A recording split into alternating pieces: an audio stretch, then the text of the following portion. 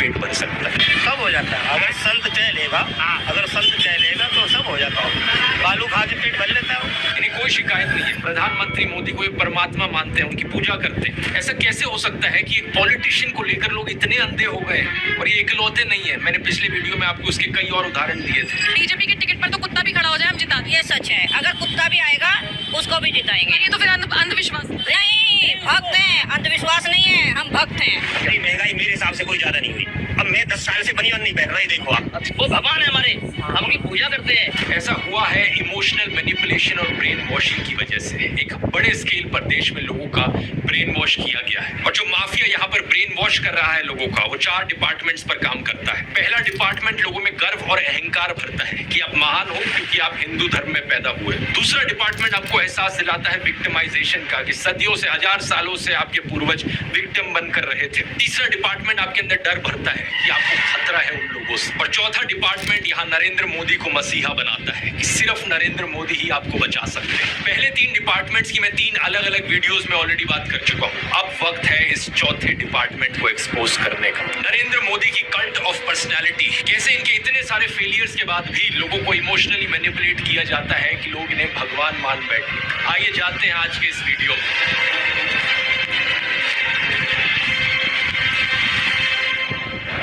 जून 2013 की बात है दोस्तों। राइटर नीलांजन मुखोपाध्याय ने एक किताब लिखी नरेंद्र मोदी के ऊपर।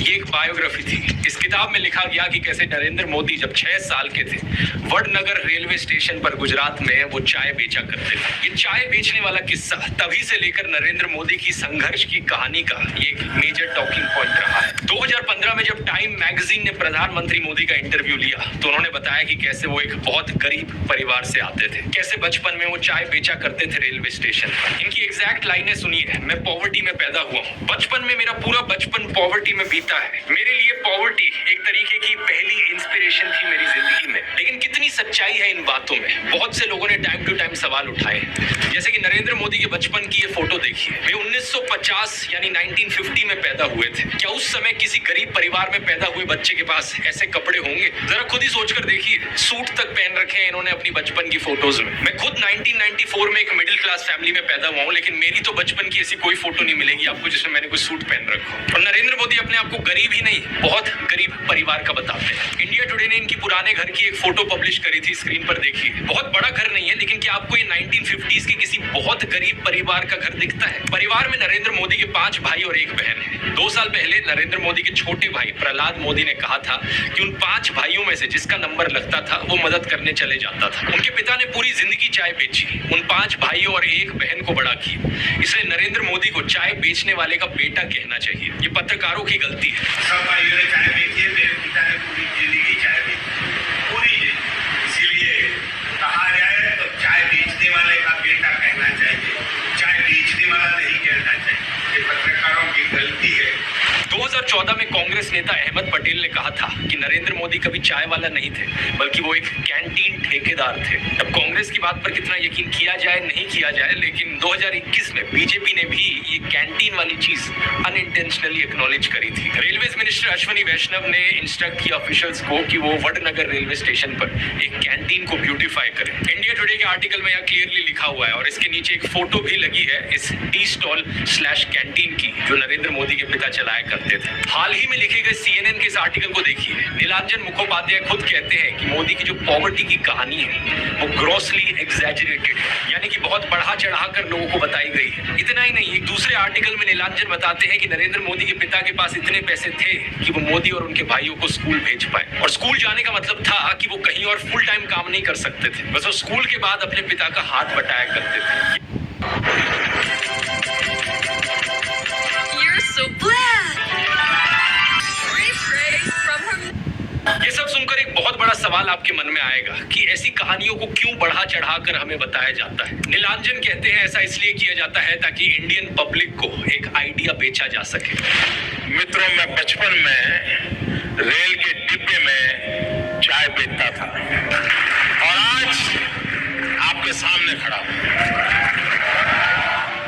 कोई भी इंसान अगर अगर समझदारी से सोचे तो वो जानता है कि इस बात से फर्क नहीं पड़ता। एक अच्छा नेता गरीब परिवार से भी आ सकता है और अमीर खानदान से भी आ सकता है, और यही चीज कही जा सकती है एक बुरे नेता या डिक्टेटर के बारे में भी। उदाहरण के तौर पे बात करें, कंबोडिया का जो डिक्टेटर था पोल पॉट, वो एक अमीर खानदान से आता था, लेकिन इटालियन डिक्टेटर बेनिटो मुसोलिनी एक गरीब परिवार में पैदा हुआ था। उसके पिता एक ब्लैक स्मिथ थे और वो बड़े गर्व के साथ इन चीजों को प्राउडली एक्सप्रेस करता था कि कैसे वो जनता के बीच से निकल कर आया है। रशियन डिक्टेटर जोसेफ स्टालिन के पिता एक मोची थे, यानी जूते बनाने वाले, और माँ एक धोबिन थी। और दुनिया का सबसे जाना माना तानाशाह हिटलर भी एक गरीब परिवार में पैदा हुआ था, लेकिन गरीब परिवार में पैदा होने का मतलब ये नहीं कि उसने गरीबों के लिए काम किया था अपने करियर में। उल्टा जानते हो क्या, हिटलर चंदा धंधा का मॉडल चलाता था अपना खुद का। उसके समय में बहुत सी क्रॉनी कैपिटलिस्ट कंपनियों ने करोड़ों का प्रॉफिट कमाया। IG फार्मन, डॉयचे बैंक, BMW, कुछ गाड़ियों की कंपनीज जिनको आज आप जानते हैं और कुछ लोग इन गाड़ियों के पीछे बड़ा भागते हैं, पोर्शे, मर्सिडीज बेंज, फोल्क्सवागन, इन सब कंपनियों ने चंदा डोनेट किया था हिटलर को अपने समय में। 2016 में BMW ने माफी भी मांगी थी इस चीज को लेकर। इस आर्टिकल को देखिए, रिग्रेट एक्सप्रेस किया था कि वो एक समय पर हिटलर को सपोर्ट किया करते थे। इंडिया की बात करें तो हाल ही में हमने देखा इलेक्टोरल बॉन्ड स्कैम। मैंने पूरा वीडियो बनाया इस पर कि कैसे ये एक घोटाला नहीं बल्कि घोटालों का भंडार था। बहुत सी कंपनियों को इससे फायदा हुआ और आम जनता को नुकसान। पिछले 10 सालों में प्रधानमंत्री मोदी के मित्र जैसे कि गौतम अडानी भरपूर तरीके से अमीर बनते रहे और देश के 80 करोड़ गरीब लोगों को 5 किलो मुफ्त अनाज लेने पर मजबूर कर दिया गया। बेरोजगारी और महंगाई ने गरीब लोगों की कमर तोड़कर रख दी है आज के दिन। अब तो ऐसी सिचुएशन आ चुकी है कि नरेंद्र मोदी खुद को गरीब परिवार का बताते हुए जिन राहुल गांधी को एलीट वर्क का प्रोजेक्ट करते थे,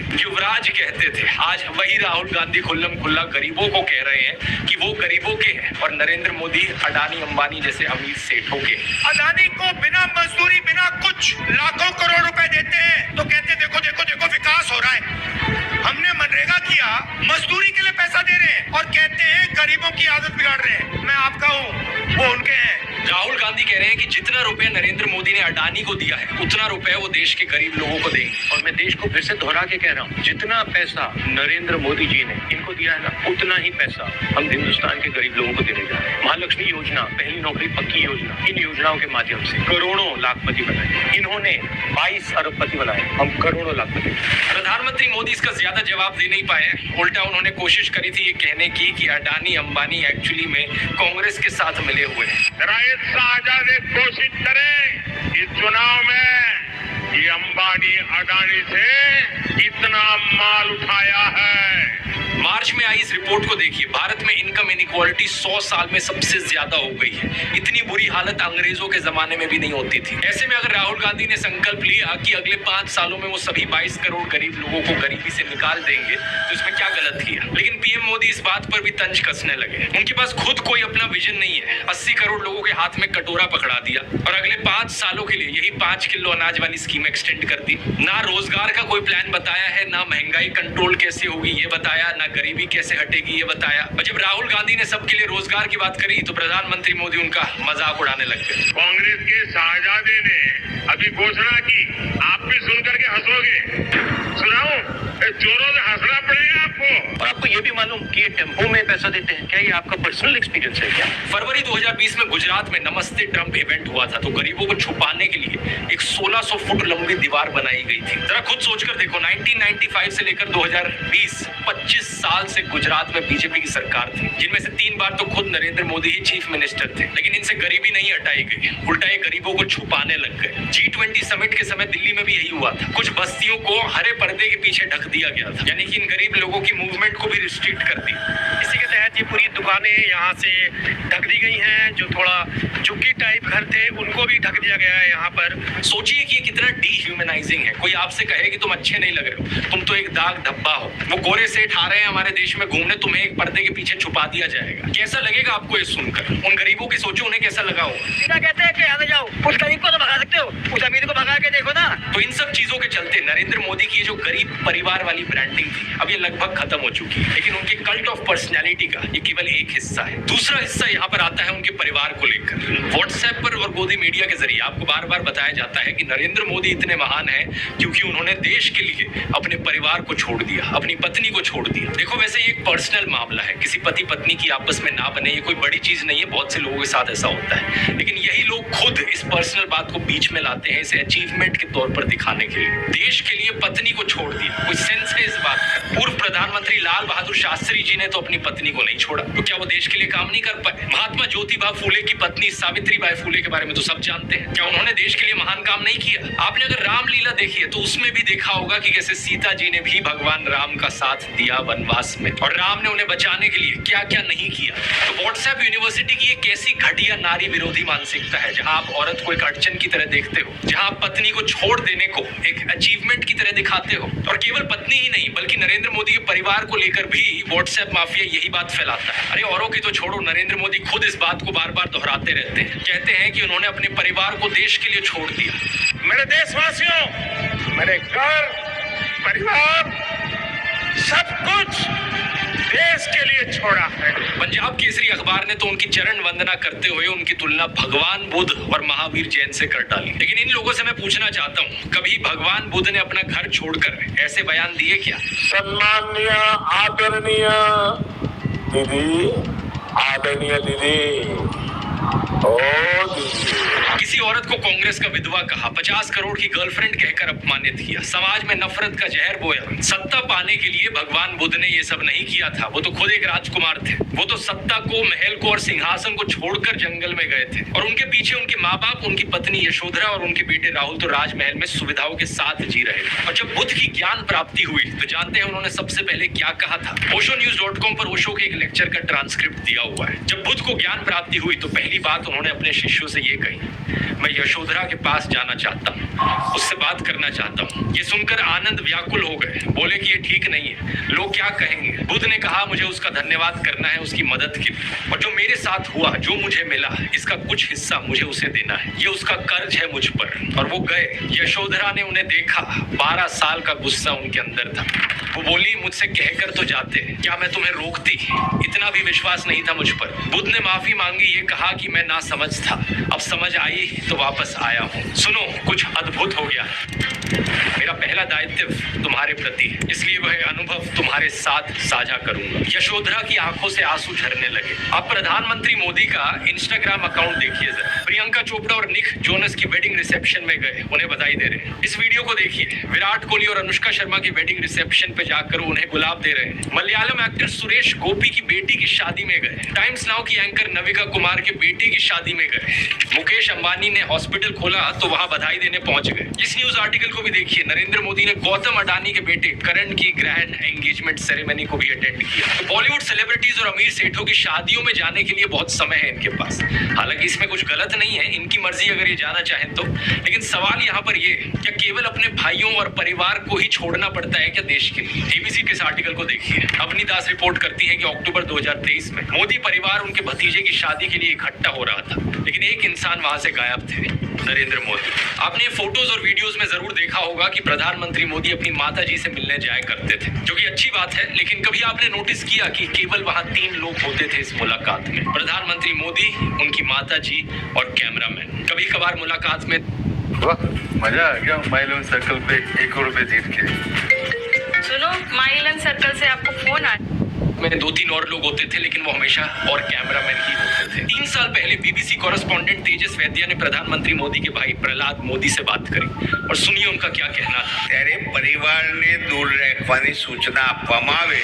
इस बात को लेकर स्पष्ट निर्देश होता है कि परिवार के बाकी सदस्य दूर ही रहे। प्रधानमंत्री मोदी की भतीजी सोनल मोदी ने भी यही बताया कि उनको मना किया गया है। उनसे पूछा गया कि शपथ ग्रहण समारोह में बहुत से लोगों को निमंत्रित किया गया, लेकिन उन्हें क्यों नहीं बुलाया गया? तो सुनिए उन्होंने क्या कहा था। नरेंद्र मोदी जी ने प्रधानमंत्री का शपथ ली थी, तब देश में से कई लोग उन पर गए थे। तब आपको न्योता मिला था या आपको जाने की इच्छा हुई थी? इच्छा तो सबको होती है, पर अफसोस है कि हमें इनविटेशन नहीं दिया गया। G20 की थीम रखी गई थी वसुदेव कुटुंबकम, यानी पूरी दुनिया एक परिवार है। लेकिन खुद के परिवार को, खुद के भाई बहनों को अपने से दूर रखा जाता है इस तरीके से। आखिर क्या कारण है? भगवान राम तो अपने परिवार के साथ रहते थे। राम, लक्ष्मण, भरत, शत्रुघ्न, चारों भाइयों में कितना प्यार था। क्या इसका मतलब ये हुआ कि राम जनता के लिए काम नहीं कर पाए।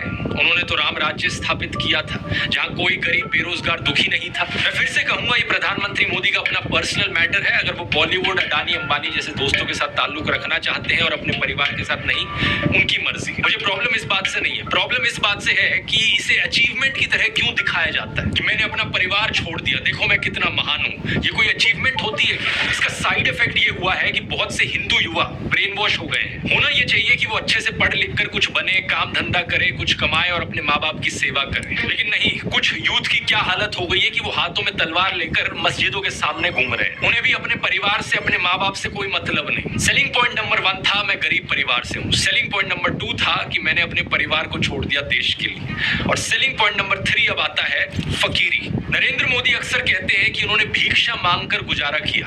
कभी कहते हैं कि 35 साल के लिए, कभी कहते हैं 40 साल। करीब 40 साल मैंने भिक्षा मांग करके खाया है। मैं 35 साल तक भिक्षा मांग करके खाया था। चलो इतनी तो बोलने में गलती हो सकती है, 35 साल हो, 40 साल हो, लोग अक्सर भूल जाते हैं। लेकिन सवाल ये कि वो एमएलए पहली बार बने 2002 में, तब उनकी उम्र होगी 52 ईयर्स। लेकिन उससे पहले 90s में ही पता नहीं कैसे उन्होंने फॉरेन टूर्स कर लिए। ये फोटोज देखो उनकी आईफिल टावर के सामने पेरिस में, व्हाइट हाउस के सामने, अमेरिका में हॉलीवुड के सामने, लंदन गए, वो मलेशिया गए। क्या 40 साल भिक्षा मांगकर इतने पैसे कमाए जा सकते हैं कि फॉरेन के टूर्स कर ले 90s में? और साथ ही साथ इसी बीच में नरेंद्र मोदी ने बीए और एमए की 2 डिग्रीज भी कर ली अलेजिडली। ये कैसे हो गया? आप ही बताओ दोस्तों। साल 1990 में डायकाम मॉडल 1 रिलीज हुआ था, जो कि यूएस में लॉन्च होने वाला दुनिया का पहला कमर्शियली अवेलेबल डिजिटल कैमरा था। लेकिन प्रधानमंत्री मोदी अपने इंटरव्यू में बताते हैं कि उन्होंने पहली बार डिजिटल कैमरा 1987 या 1988 में यूज किया था।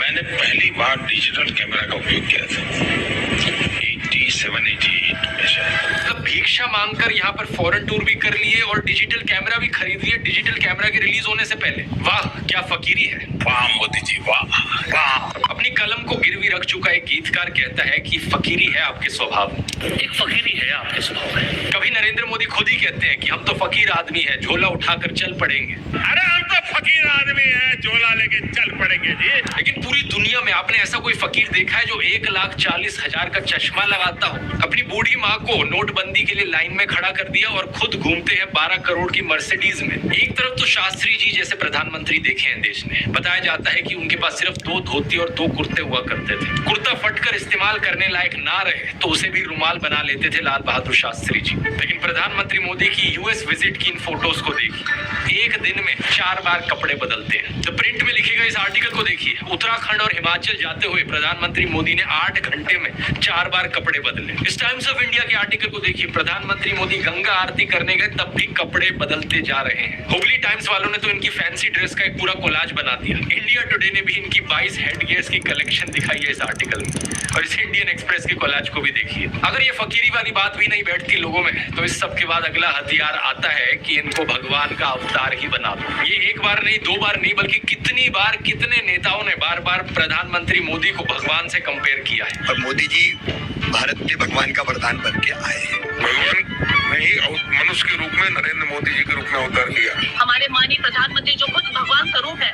मोदी जी के रूप में श्री रामचंद्र ने जन्म लिया है। मोदी जी है ना साक्षात भगवान महाकाल जी का अवतार है। मोदी राम और अमित शाह कृष्ण। कुछ लोग तो मंदिर भी बनाने लग गए। पुणे में एक बीजेपी वर्कर ने नरेंद्र मोदी के लिए मंदिर बना दिया, गुजरात में इनका एक मंदिर बना, तमिलनाडु में इनके लिए एक मंदिर बना। क्या मजाक चल रहा है? ये इकलौते नेता नहीं है जिन्हें भगवान से कंपेयर किया जाता है। एक समय पर एडोल्फ हिटलर को भी जीसस से कंपेयर किया जाता था। राजनीति में हिटलर की एंट्री की तुलना की जाती थी जीसस के रिजरेक्शन से। लेकिन उस समय ये सवाल उठा कि ये बात जमेगी कैसे? जीसस तो शांति की मूर्त थे, सूली पर भी चढ़ाया गया उन्हें, तब भी उनके दिल में कोई नफरत नहीं थी। बोले कि हे भगवान उन्हें माफ करना। जबकि हिटलर तो नफरत का सौदागर था, तो कैसे जीसस का इस्तेमाल किया जाए नफरत फैलाने के लिए और हिटलर को उससे भी कंपेयर किया जाए? इसके लिए हिटलर और नाजी लोगों ने बाइबल को ही बदल डाला। मजाक नहीं कर रहा, ओल्ड टेस्टामेंट जो थी बाइबल की उसे ही हटा दिया गया उनके समय में। जीसस को इस तरीके से चित्रित किया गया कि वो ऐसा लगे कि वो यहूदियों के खिलाफ लड़ने वाले एक फाइटर हो। सिमिलरली बीजेपी के लोग बार बार नरेंद्र नरेंद्र मोदी को भगवान का अवतार करके पुकारते हैं। लेकिन यहाँ भी दिक्कत वही आ जाती है कि नरेंद्र मोदी तो नफरत फैलाते हैं, लेकिन श्री राम की सूरत में दिखती है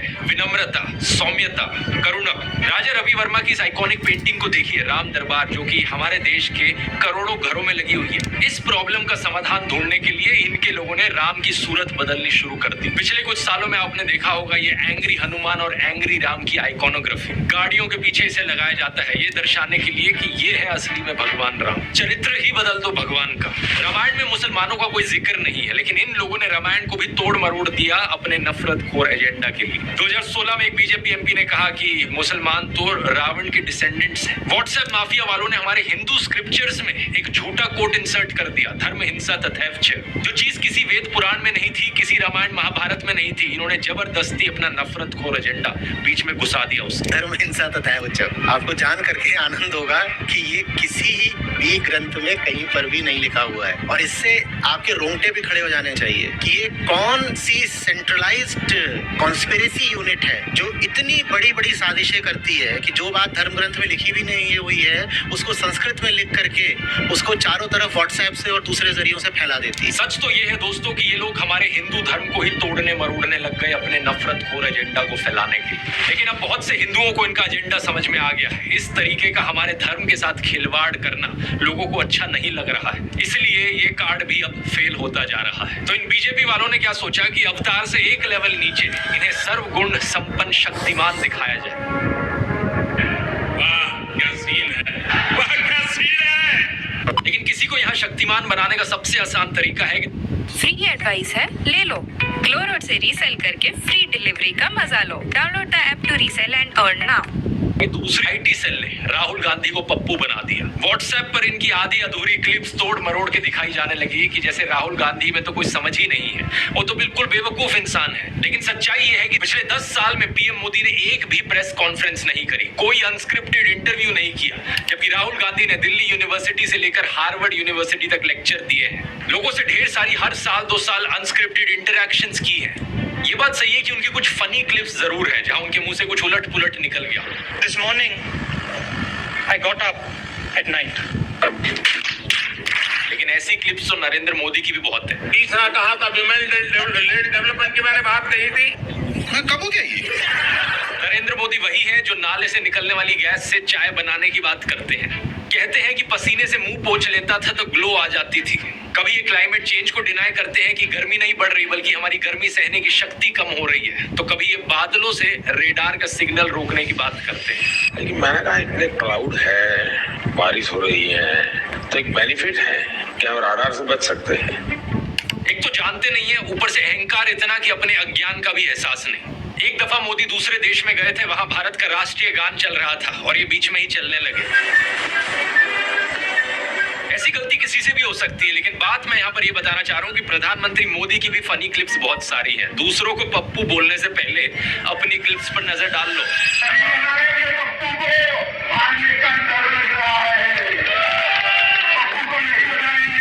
और अभी तो एक बहुत बेहतरीन मौका मिला है। हमारे फॉर्मर सुप्रीम कोर्ट के जजेस ने राहुल गांधी और नरेंद्र मोदी दोनों को एक 1-on-1 डिबेट के लिए इनवाइट किया है। राहुल गांधी तो इस इनविटेशन को ऑलरेडी एक्सेप्ट कर चुके हैं, लेकिन नरेंद्र मोदी अभी भी चुप है।